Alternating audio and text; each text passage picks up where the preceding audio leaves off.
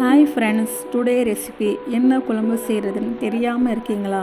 அப்போ வாங்க 10 நிமிஷத்தில் ஈஸியாக வெண்டைக்காய் மோர் குழம்பு எப்படி செய்கிறதுன்னு பார்க்கலாம். ஃபஸ்ட்டு 4 வெண்டைக்காவை கழுவி பொடியாக நறுக்கி வச்சுக்கலாம்.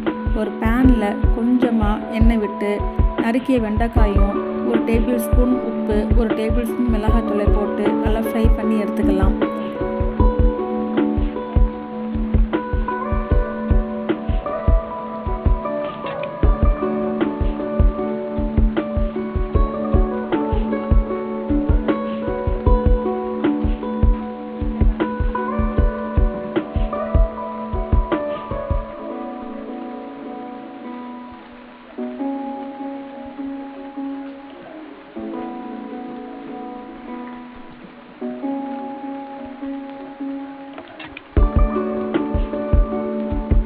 வதக்கின வெண்டைக்காவை ஒரு பவுலில் ட்ரான்ஸ்ஃபர் பண்ணி எடுத்து வச்சுக்கலாம்.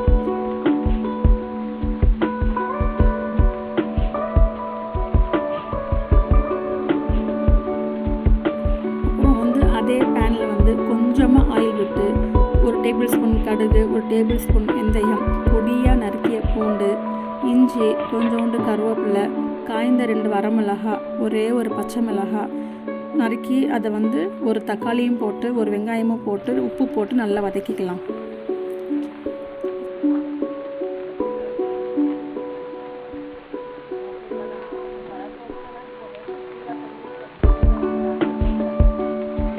அது கூட 1/4 டேபிள் ஸ்பூன் மஞ்சள்தூள் மட்டும் போட்டுக்கலாம். மிளகாத்தூள் போட வேண்டாம், ஏன்னா பச்சை மிளகாவும் வரமிளகாய் நம்ம ஏற்கனவே சேர்த்துருக்கோம். அதோட காரமே இந்த குழம்புக்கு போதும்.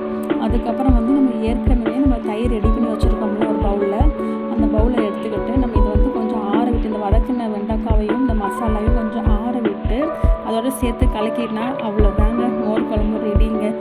இதோட கூட சைடிஷாக வறுத்த உருளைக்கிழங்கோ இல்லை சிப்ஸோ தொட்டு சாப்பிட்டோம்னா செம்மையாக இருக்குங்க. நம்ம சேனலில் சப்ஸ்கிரைப் பண்ணாமல் இருந்தால் கண்டிப்பாக நம்ம சேனலுக்கு சப்ஸ்கிரைப் பண்ணுங்கள். பாய், அஸ்ஸலாமு அலைக்குங்க.